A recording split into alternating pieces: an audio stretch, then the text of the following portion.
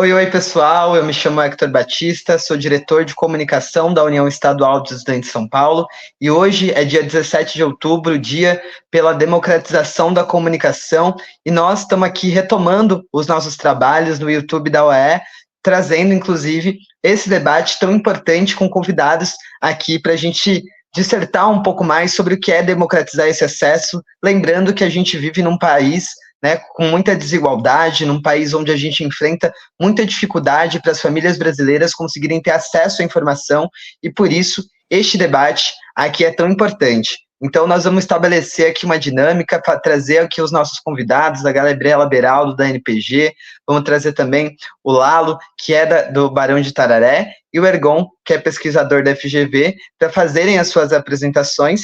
Então, eu já queria convidar diretamente aqui o Ergon para começar se apresentando, e aí nós vamos posteriormente fazendo as apresentações seguintes.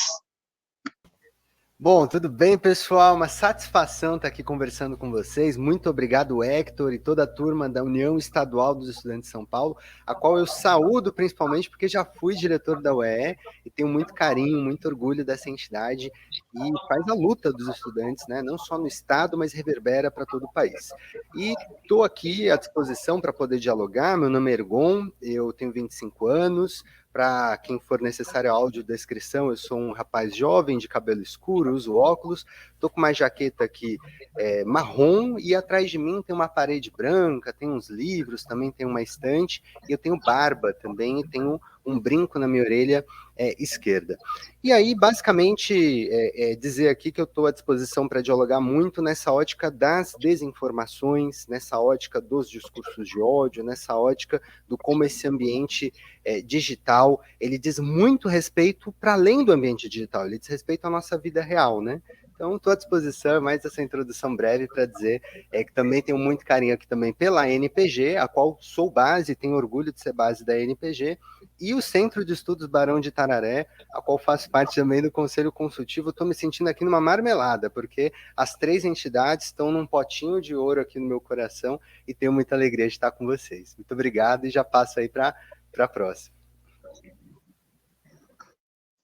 Muito obrigado, Ergon. É muito bom poder contar com a sua presença. Nós, da União Estadual dos Estudantes de São Paulo, sempre recordamos aqui das suas contribuições e até hoje contribui demais para a luta do movimento estudantil e a luta do povo brasileiro.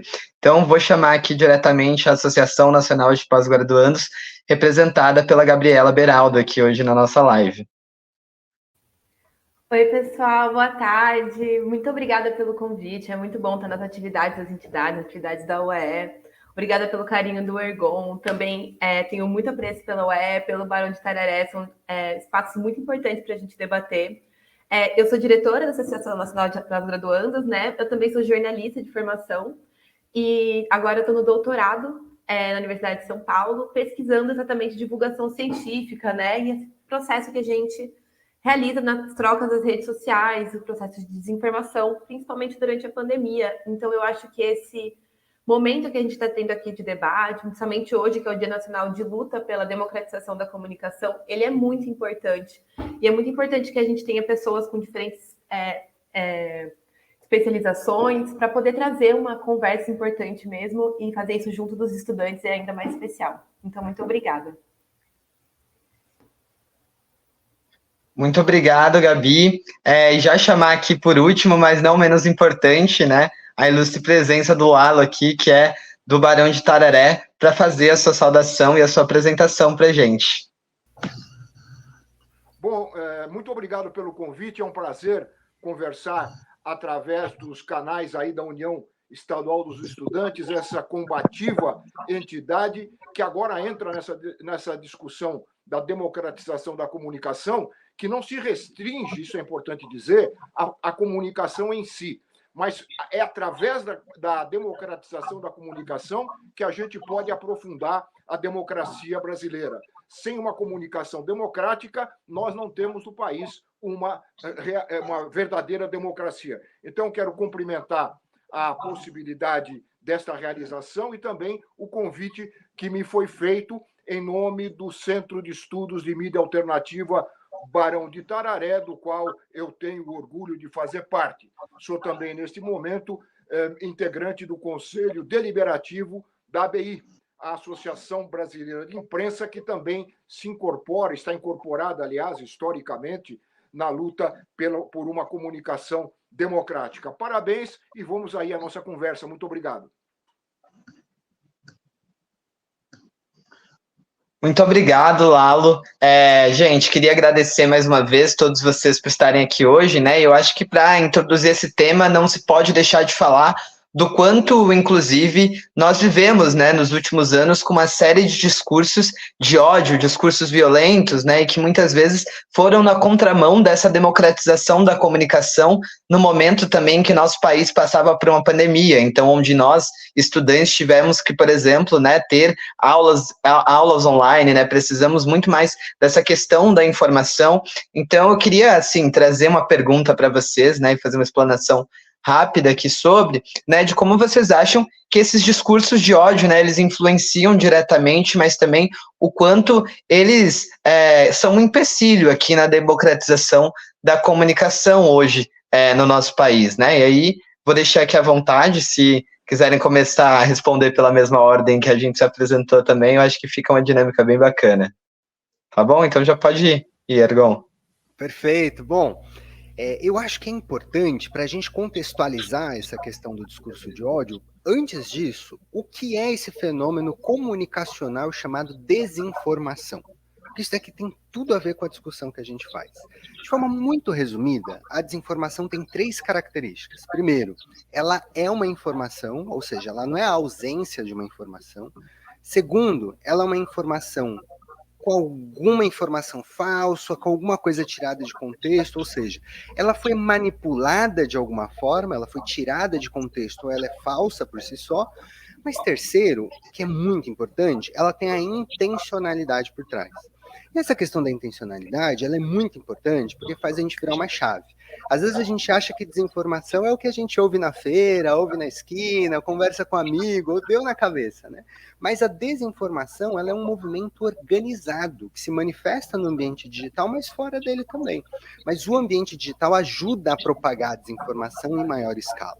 Então a gente tem aqueles grupos de WhatsApp, a gente tem as comunidades digitais, a gente tem todos esses conteúdos que por muitas vezes tem uma intencionalidade, seja de disputa política, seja de interesse econômico para vender algum produto ou algum curso, a gente já viu várias situações assim, mas que nem sempre, percebam uma coisa, a desinformação, ela precisa partir de algo necessariamente falso.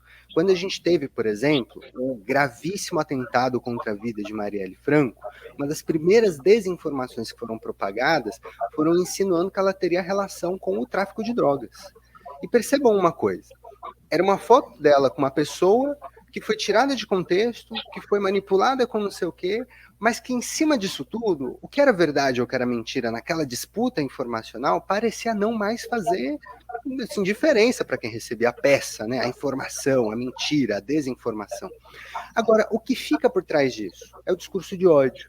Então, é muito importante, quando a gente vai falar de desinformação, a gente também entender que o discurso de ódio é uma forma de desinformação. O discurso de ódio é uma forma de você disputar intencionalmente, com uma informação falsa ou tirada de contexto, alguma ideia, alguma informação. Então, muito importante a gente colocar isso no radar.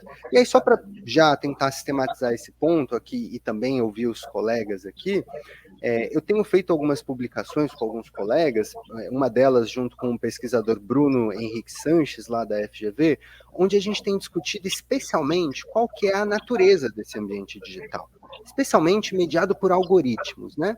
E quando a gente vai para uma plataforma como o Twitter, que agora é o X ou X, né? Que a gente vai para o Facebook, para o Instagram, para qualquer plataforma que é mediada por algoritmos, ou seja, a plataforma decide o que você vai ver e o que você não vai ver com base nos algoritmos que são formulados ali, a gente está falando de uma plataforma que tem uma natureza privada, né? Uma plataforma que é uma companhia, uma plataforma que é uma empresa. E que os algoritmos são questões que são técnicas, né? São questões que são extremamente, às vezes, refinadas quando a gente ouve. Agora, uma falsa dicotomia é sempre colocada entre o técnico e o político, entre o público e o privado. Uma grande discussão que a gente tem feito é o quanto a gente precisa desmistificar essa falsa dicotomia, essa falsa polarização. Porque não é porque as plataformas tenham uma natureza privada que elas não tenham aspectos e características políticas, que é todo esse debate que a gente está falando, de desinformação, de discurso de ódio, de disputa de opinião no ambiente público, né?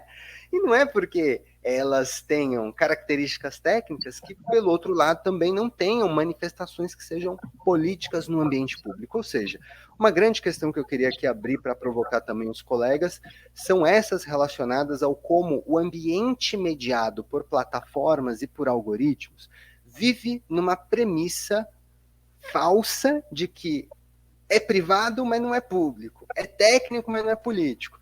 Agora fica a pergunta aqui, Hector e colegas. Se qualquer governo, em qualquer país do mundo, decidisse o que nós, meros cidadãos, teríamos de acesso ali de informação ao longo do dia, o nome disso seria censura, seria ditadura. Mas quando a gente tem 6 companhias no planeta, né, que decidem o que Gabriela, o que Lalo, o que Hector e o que o Ergon vão acessar ao longo do dia, a gente naturaliza isso e esquece que isso também é um controle de conteúdo do que chega até nós ou não. E aí o último link mesmo, para já passar a bola, é o quanto esse aspecto é responsável por radicalizações, por aumentar muitas vezes contextos de polarização. É tudo sobre o modelo da plataforma. Pensem o seguinte, vocês estão rolando Reels do Instagram, passando o feed. Vocês recebem aquilo que vai fazer vocês ficarem mais tempo na plataforma. O algoritmo é moldado para isso. Logo, se você já está afinado com um discurso de ódio, com um discurso preconceituoso, com alguma opinião ali que é radicalizada, a plataforma ela entrega aquele tipo de conteúdo para você, te radicalizando ainda mais. É o que a gente vai chamar de filtro bolha, de câmara de eco, de homofilia informacional e várias outras coisas. Mas de forma muito sistematizada, a provocação que eu quero fazer é que, para democratizar de fato a comunicação, a gente precisa pensar a natureza dessas empresas e dessas companhias globais e parar para refletir. Quando foi que a gente permitiu que 6 companhias globais decidissem e pautassem o que a gente ia ver ao longo do dia, o que a gente não ia ter acesso? Muito bom, assim, muito obrigado, Ergon. Já passar aqui, então, a pergunta para a Gabriela Beraldo, aqui da NPG. Obrigada, Eka. Então, sempre muito bom ouvir o Ergon falar sobre esses temas, né? Eu sempre aprendo muito. E eu acho que tem algumas coisas que eu acho que eu posso contribuir para nossa reflexão aqui. Pensando, talvez, puxando para as questões que o Ergon falou, para a gente falar sobre essa questão de uma democratização dos espaços comunicacionais, né? O que isso quer dizer? Como o Ergon comentou, o que acontece nos processos de comunicação hoje, né, 2023, nos últimos anos? Eles são mediados, ou seja, todas as nossas formas de comunicação, elas passam, mas não apenas passam, mas elas são moldadas pelas redes sociais. Ou seja, as redes sociais não são apenas os veículos de entrega das nossas mensagens, das nossas informações, mas eles também acabam definindo como essas mensagens se transmitem, chegam, e não de uma forma meramente aleatória, como bem disse o Ergon, são decisões técnicas de como esses algoritmos funcionam, que são feitas por empresas e pouquíssimas empresas. Então, isso torna esse processo de mediação, maior volume de troca de mensagens que a gente faz hoje no mundo, mediado nesse processo extremamente pouco democrático, pouco transparente e pouco justo. A gente costumava ter, acho que o companheiro Lalo vai poder trazer um pouco melhor esse debate, um debate muito parecido dentro do jornalismo, né? Se falava muito como o jornalismo precisava ser democratizado, né? As mídias jornalísticas precisavam ter seus espaços democratizados, por exemplo, os acessos aos rádios, aos canais de televisão, que a gente tivesse mais mídias alternativas, porque não poderiam ter poucos jornais dominando a opinião pública e dominando o mercado de informação dentro de um país, dentro do mundo, né? Existe um debate muito importante sobre jornalismo internacional que lembra a gente que existem punhado de 5 ou 6 empresas de agentes internacionais de notícias que comandam o jornalismo internacional. Então, muito se fala dentro do jornalismo sobre a democratização da comunicação nesse sentido. E hoje, esse processo de democratização da comunicação fica ainda mais complexo e difícil quando a gente tem outras empresas que trabalham com informação não necessariamente jornalísticas, né? que também têm seus próprios interesses ali para serem trocados. E chega nesse espaço, que é as redes sociais, que permitem as trocas de informações e de mensagens a todo momento por todas as pessoas, numa aparente democratização da opinião. Você poderia falar quando você quisesse, da forma como você quisesse, a qualquer momento, mas que hoje, como o Ergon muito bem explicou, não acontece assim, né? Eu acho que existem muitas formas que a gente pode se informar sobre o funcionamento dos algoritmos, as coisas que chegam para a gente, o que a gente coloca na internet, como ele é entregue para outras pessoas.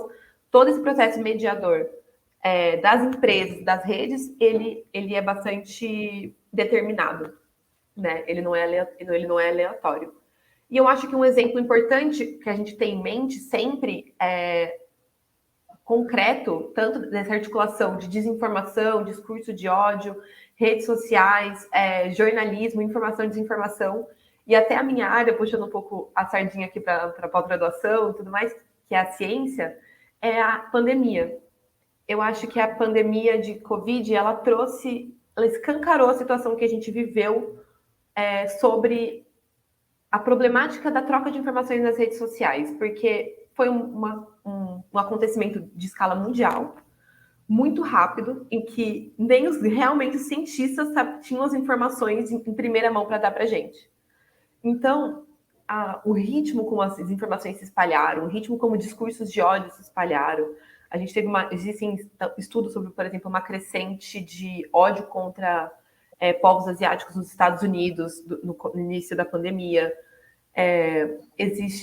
No Brasil, a gente viu a mesma coisa, a gente viu uma desvalorização da vida, atrelada ao discurso de ódio, atrelada à desinformação, atrelada ao negacionismo científico. Todas essas questões, elas estão correlacionadas e o que elas têm em comum é o cenário no qual elas ocorreram, nos processos de mediação no qual elas ocorreram. E esses processos danosos de desinformação, de discurso de ódio, que custaram a vida de pessoas, eles foram possíveis porque essas plataformas permitem que as informações trafeguem dessa forma, que haja compartilhamento de desinformação, que haja compartilhamento de discurso de ódio sem consequências, que é uma coisa diferente de quando as informações, voltando um pouco no início da minha conversa, porque por mais que a gente debatesse dentro do jornalismo no século passado, né, precisamos democratizar o jornalismo para que hajam diversas visões dentro do jornalismo, e esse era como a gente conversava sobre democratização da comunicação, a gente ainda tinha a técnica do jornalismo como um filtro. Hoje, nas redes sociais, você tem perfis pessoais, no mesmo equiparação de perfis jornalísticos, inclusive isso é uma pauta super importante nesses processos, né, de democratização das redes e tudo mais, e você não tem essas informações colocadas lá. As opiniões, os discursos de ódio eles acabam tendo o mesmo valor que ciência, que informações, que dados, que jornalismo de qualidade, que investigação. E isso é muito perigoso, porque você não tem critérios para a veiculação desse tipo de informação. E recai, muitas vezes, o ônus de tudo isso no usuário, no leitor, no consumidor. Quem sofreu com a desinformação da Covid foram os usuários, as pessoas que ficaram doentes porque não recebiam as informações corretas, porque estavam se falando de cloroquina nas redes sociais. Quem não encontra as informações corretas sobre questões políticas e acabam se prejudicando por isso são os nossos usuários das redes sociais. Então, também existe esse valor a qual deve se agregar às redes sociais, né, de ações de informar bem a população, que hoje elas não cumprem. E por isso que eu acho que esse debate da democratização deve ser estendido, né, a esse espaço também. Eu acho que é isso. Acho que, não sei se o Lalo chegou para a gente continuar conversando. Não, o Lalo ele não conseguiu se conectar de novo, né? Um probleminha aqui de conexão. Mas eu acho que a gente pode ir tocando, né? Eu acho que, assim, primeiro eu agradecer aqui a explanação dessa primeira questão, porque eu acho que ajuda muito a gente a trazer, de fato, né, o quanto a desinformação ela atinge na base as famílias brasileiras, né? Eu acho, Gabi, que você traz aqui de maneira é muito boa, justamente essas questões, né? Porque quem está sofrendo é justamente aquela pessoa que está recebendo aquela desinformação, né? E não tem essa compreensão, né? De que aquilo é uma notícia falsa, que é algo manipulado e que muitas vezes acredita, né? E principalmente ali via grupos de WhatsApp, né? A minha família muitas vezes acaba me mandando coisas, né, que eu fico perguntando, assim, onde você recebeu isso, né, de onde você tirou, porque de fato a gente vê que em grupos, né, em redes sociais, essas coisas elas circulam demais, e é justamente porque a gente não tem hoje algo que regulamente, né, algo que coloque ali, de fato, o que seria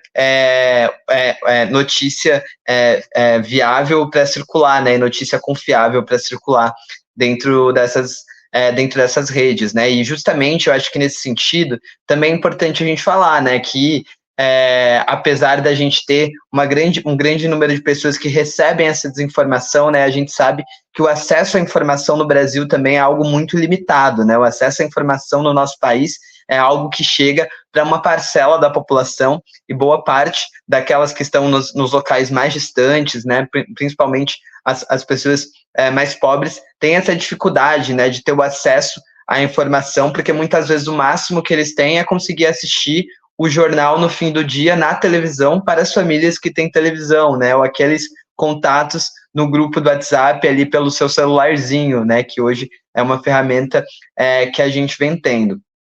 Então, nesse sentido, né, queria trazer aqui também essa questão da gente conseguir ter essa questão sobre como a gente pode fazer hoje, né, o acesso à infraestrutura, né, o acesso à comunicação, de fato, né, o acesso à informação para essas pessoas, né, e para a população no geral. Então, já trazer aqui esse segundo questionamento para vocês aqui. Bom, eu posso puxar o gancho aqui, então, e a gente faz esse bate-volta aqui.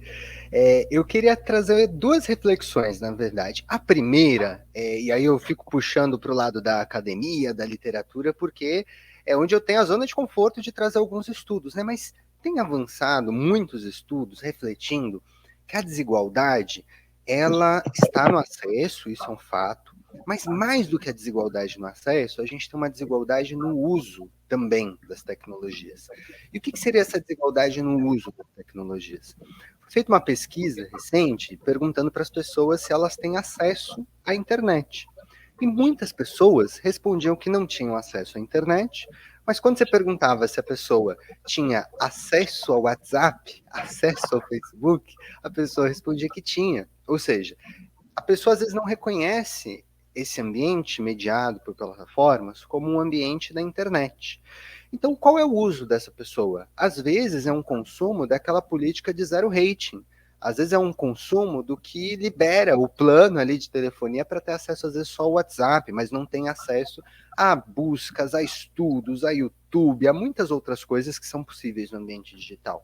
Então, uma preocupação aqui que eu queria trazer como um primeiro ponto é sobre essa questão da desigualdade.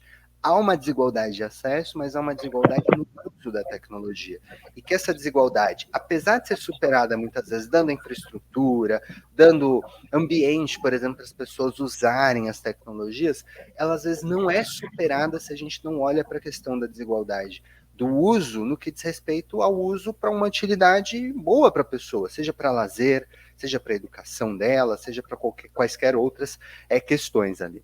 Agora, uma segunda questão que eu queria trazer aqui para refletir, também é um artigo que eu escrevi com um colega, o Guilherme Queiroz Alves, onde a gente refletiu sobre quais seriam essas barreiras para exercício da cidadania. Então, quais são as barreiras que a gente tem ali no dia a dia, que as pessoas, principalmente mais vulneráveis, têm para poder exercitarem, serem cidadãos, né, se manifestarem, se relacionarem.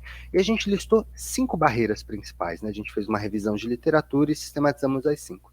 A primeira é a que a gente já está falando aqui bastante.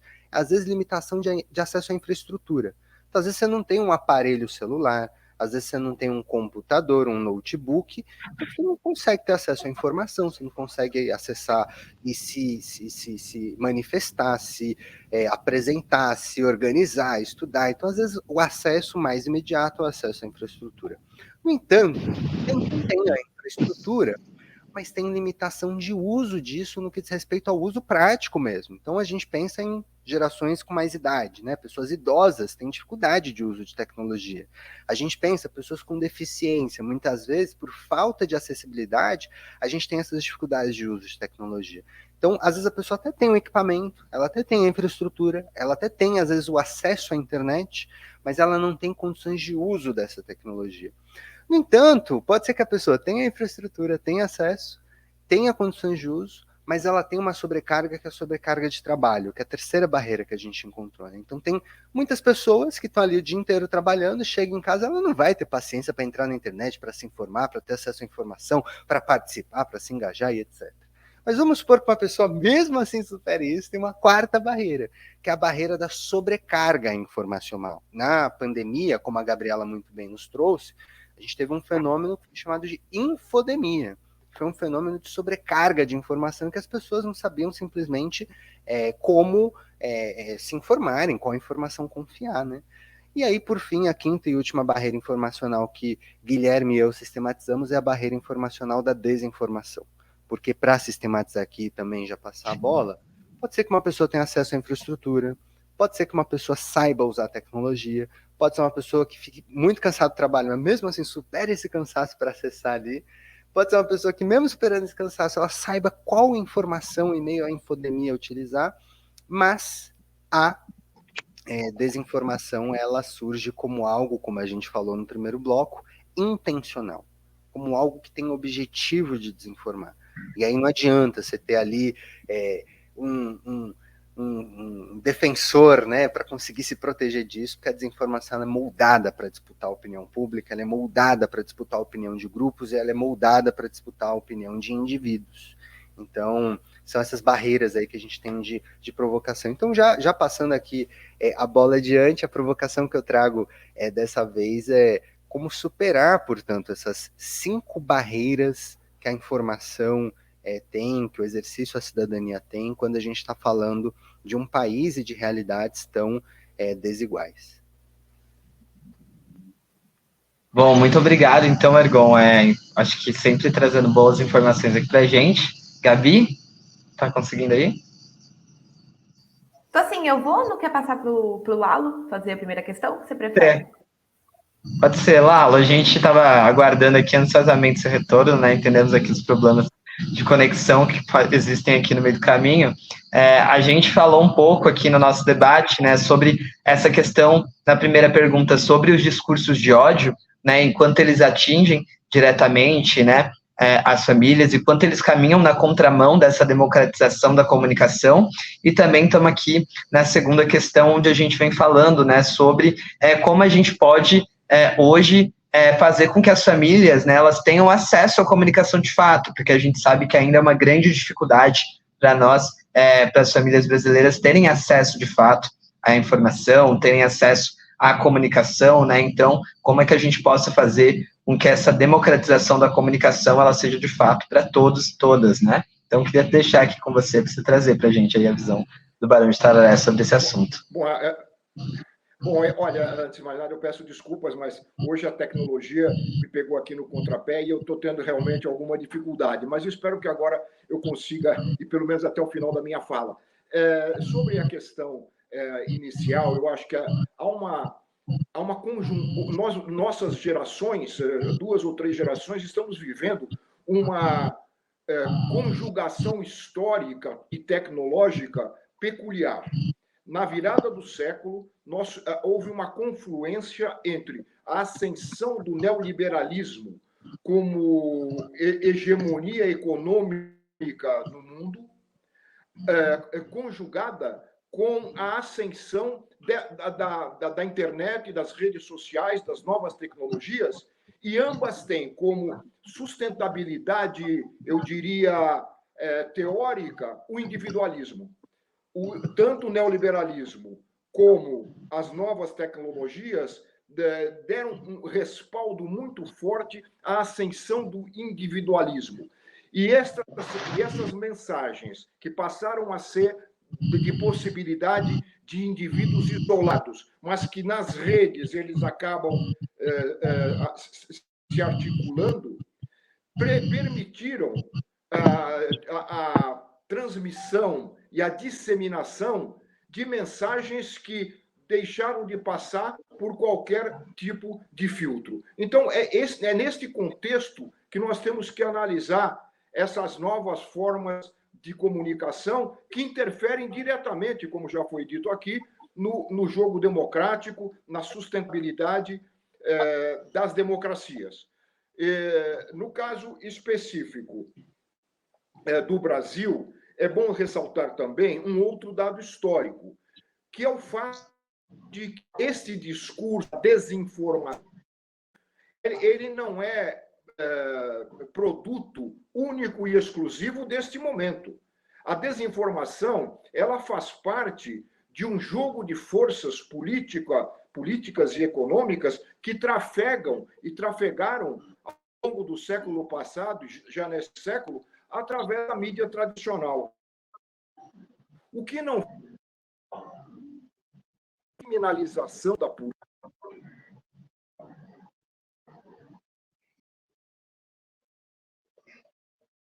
Acho que a gente teve aqui um probleminha, né, mais uma vez, de conexão, Lalo. E aí talvez esteja mutado. Aí, se você quiser tentar sair e voltar, para ver se volta,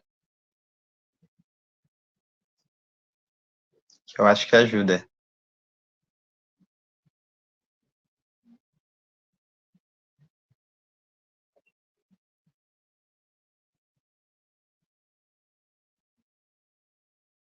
Será que foi? Deixa eu ver aqui.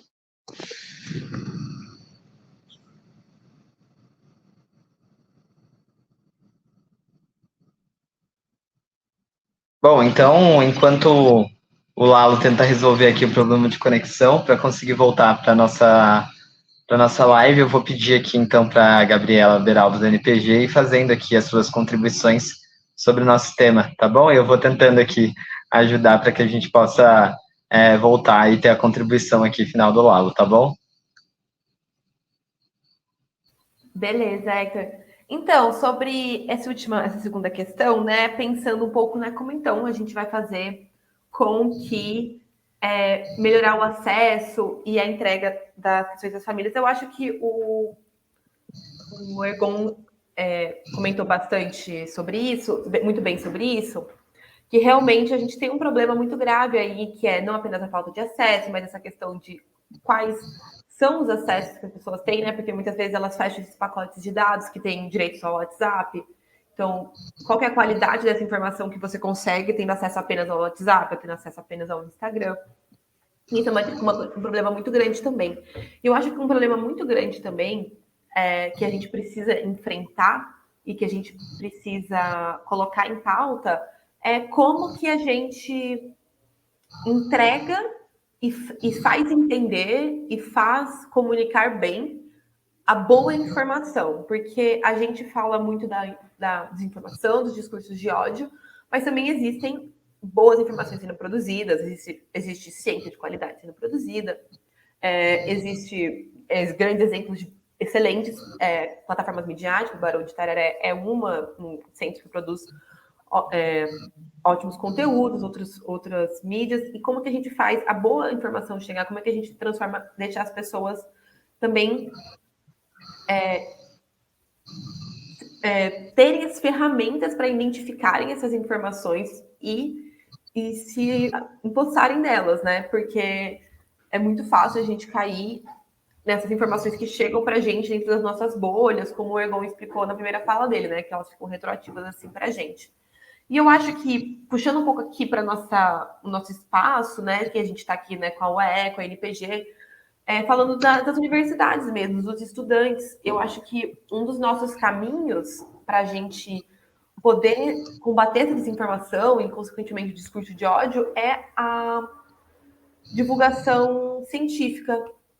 é a gente entender como que as universidades e os estudantes, né, sejam os graduandos, os pós-graduandos, podem contribuir com a sociedade, comunicando o que a universidade está fazendo, né?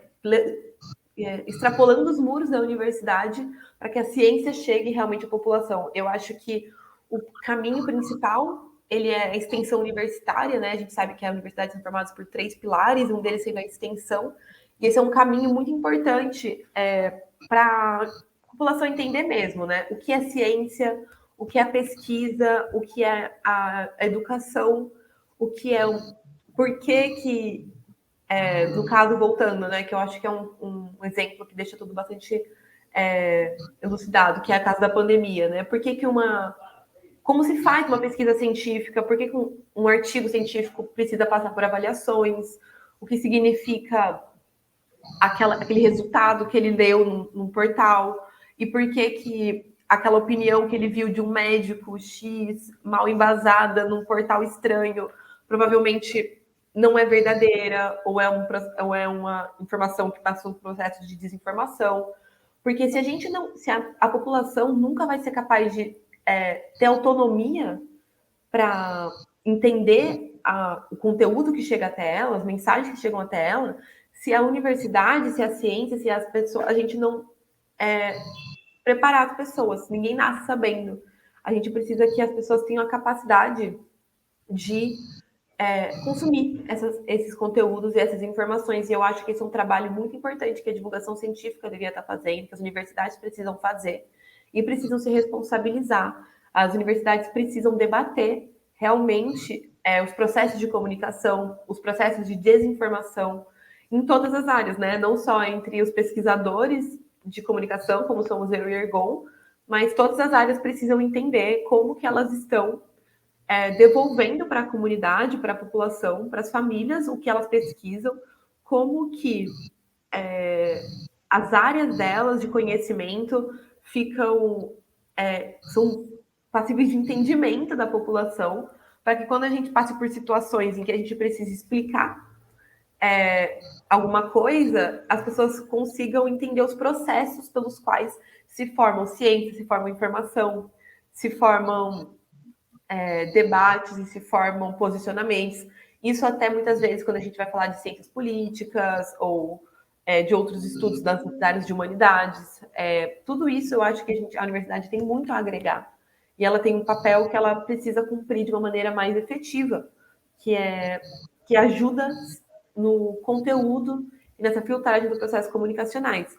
Mas nada disso, nada vai adiantar a gente empoderar esses consumidores, essas pessoas, se a gente também não debater os espaços mediadores de todas essas informações. Então, eu acho que existem caminhos muito importantes a serem tomados. A gente precisa descobrir, então, como fazer esse processo de levar a ciência para a população, e a gente precisa descobrir também como utilizar das ferramentas das nossas universidades, das nossas pesquisas, para repensar todos esses mecanismos de informação, pensando, inclusive, que isso é de muito interesse da ciência, né? Que pensando talvez da ciência brasileira, da nossa própria soberania nacional, pensando que a gente precisa ter capacidades de armazenamento e controle das pesquisas que a gente faz, tudo isso também perpassa por esses processos de democratização da informação e da comunicação, que é a proteção mesmo dos nossos conhecimentos, né? Então, eu acho que é um debate que ele vai se ramificando, né? Que a gente vai encontrando muitas implicações dele, mas que eu acho que a gente pode sempre voltar e olhar para aquilo que o Ergon apontou para a gente, que é onde está ocorrendo todos esses problemas, né? Onde eles estão ocorrendo e como que a gente contorna isso? Como a gente contorna isso com informações de qualidade, como a gente contorna isso com ciência e como a gente contorna isso realmente entendendo quem são os responsáveis por esses processos de mediação da informação. Então, eu acho que hoje também é um momento da gente pensar quais são as iniciativas públicas de fortalecimento do usuário dentro das redes, né? Quais são as formas que a gente tem de alterar a experiência nossa nas redes sociais, como que a gente quebra essas bolhas de informação, como que a gente combate violência dentro das redes sociais, como que a gente combate desinformação, como que a gente combate discursos de ódio. E E esse precisa ser um norte realmente muito importante para estudantes, para cientistas e para toda a população que realmente quer que esses espaços, porque as redes sociais estão aí para ficar. Eu acho que eu sempre falo que a vida ocorre nas redes sociais em grande parte hoje em dia. É muito difícil você trabalhar, ou estudar, ou se socializar sem estar nas redes sociais. Eu preciso delas para fazer tudo que eu faço hoje, mas e isso torna ainda mais urgente que a gente olhe para esses espaços e pense em como mudá-los e como torná-los realmente lugares seguros para a gente navegar. Não sei se o Ergon quer complementar alguma coisa nesse ponto. Eu estou vendo a carinha dele. Eu acho perfeito, sem querer quebrar aqui a ordem da roda, Hector, mas só para tomar a liberdade de dar uma pequena complementação, eu concordo com a Gabriela, porque eu acho que a grande questão, no fundo, é para que serve a ciência, né? Para que serve a comunicação? Para que serve tudo isso que a gente faz, né? E eu acho que aqui a gente está fazendo um exercício de refletir que a comunicação, como foi dita no início pelo Lalo, inclusive, é um meio. Então, quando a gente está falando de democratização da comunicação, já que hoje é o Dia Nacional de Luta pela Democratização da Comunicação, a gente está falando de como que a gente faz com que esse meio de participação social, esse meio de acesso à democracia, esse meio de acesso aos serviços públicos, esse meio de exercício à cidadania seja menos desigual, né? E seja menos inequal, porque a gente também tem a inequidade além da desigualdade, né?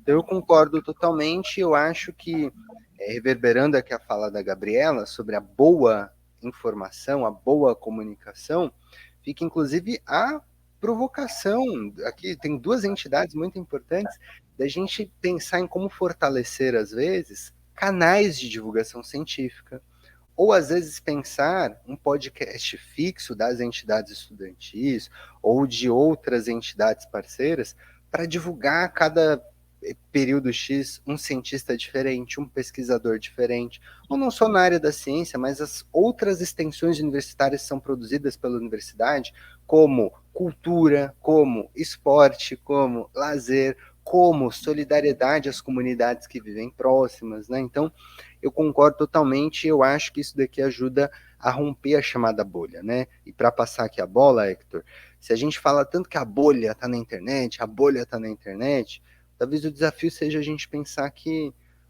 para romper a bolha da internet, das redes sociais, a gente precisa ir um pouco para as ruas também, né? E ir para as ruas significa a gente romper um pouco do paradigma que a pandemia colocou na gente e reaprender a fazer, tudo aquele discurso, sabe? Voltar para a base, não sei o quê, mas é literalmente isso, né? Como que a gente aproveita a participação nos territórios da sociedade, uma vez que é uma classe média que tem acesso às redes sociais, à internet, de forma a fazer um uso, a tirar um proveito ali, ou se qualificar, ou estudar, e etc., né? Porque senão, às vezes, a gente ocupa esse espaço do ambiente digital e dialoga não com a galera que está na quebrada, não com a galera que usa o WhatsApp e nem reflete que aquilo é internet, não com a galera que, de fato, tem acesso limitado às tecnologias e passa por aquelas 5 barreiras que a gente listou aqui, né? Então, ir a território é cada vez mais urgente para a gente poder fazer com que a hegemonia que as 6 Big Techs têm sobre nós não sejam impedidoras da gente acessar quem mais precisa de acesso, de meio, de qualidade, para poder exercitar, por exemplo, a cidadania e a atuação na sociedade. Nossa, eu, assim, tô impressionado, porque, assim, um show, uma aula, assim, que vocês deram aqui pra gente, né, poder assistir neste momento, e eu acho que esse é o caminho mesmo, né, da gente conseguir mostrar neste momento a necessidade, né, que a democratização da comunicação, né, era algo necessário para a gente conseguir avançar na democracia do nosso país, né, para a gente conseguir avançar na soberania nacional, né, para construir um país de fato desenvolvido, um país de fato onde o povo defenda a sua nação e não caia, né, em mentiras através das redes sociais e que não tenham essa desinformação que a gente vem trazendo, mas que sim chegue na mesa do povo brasileiro, né, informação de qualidade, informação verdadeira, informação que de fato, né, faça com que a população brasileira se volte, né, a essa luta pela democracia, pela soberania nacional, mas, sobretudo, né, hoje, eu acho que a Gabi traz para a gente aqui o papel das universidades nesse sentido, né, e por isso, esse primeiro bate-papo que a gente faz aqui, né, é o início de um projeto que visa rodar as universidades do estado de São Paulo, assim como muito bem trouxe o Ergon, né, para falar sobre o quanto a democratização da comunicação, essa luta pela regulamentação das mídias sociais no nosso país, mas também quanto tudo isso aqui pode contribuir diretamente no avanço, né, e no desenvolvimento da nossa nação e do povo brasileiro, que é um povo de muitas culturas, né, um povo de muitas que vem de muitos lugares, um povo que tem diversas formas de se expressar e todos eles precisam ser contemplados, e para que eles sejam contemplados, a gente precisa que todos eles tenham espaço também de mostrar o que fazem, o que produzem, né, para a sociedade. E eu acho que romper essas barreiras, né, que o Ergon traz aqui para o começo da nossa conversa, de algumas de 6, né, que controlam ali tudo que a gente vai ver, de tudo que a gente vai pensar e que, inclusive, influencia diretamente nas nossas escolhas e decisões no dia a dia, né, desde a roupa que a gente vai vestir, ao voto que a gente vai depositar na urna e as pesquisas que a gente vai fazer no dia a dia e aquilo que a gente vai, inclusive, falar, né, para as outras pessoas no nosso cotidiano. Então, eu queria agradecer assim profundamente a presença de vocês dois hoje nessa live que a gente vem realizando. Eu acho que é muito importante, né, que a gente consiga bater esse papo e que a gente retorne, inclusive, a fazer isso mais vezes, né, que isso se torne cotidiano, esses encontros, para que a gente possa aprofundar ainda mais o assunto. Mas queria já abrir aqui, então, para vocês fazerem aqui uma saudação final, né, se vocês quiserem, deixar aqui alguma informação, também divulgar aí as redes sociais, da maneira que vocês quiserem, para que a gente possa concluir aqui esse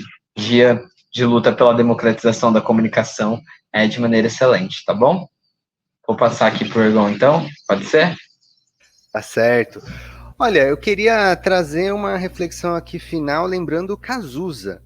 O Cazuza, né, e tinha que ser o Cazuza, né, um ícone da nossa história brasileira, ele traz numa música dele a seguinte frase: ideologia, eu quero uma para viver. E é engraçado porque na política não existe vácuo, né? A gente sempre fala, não existe vácuo no poder, não existe vácuo na política.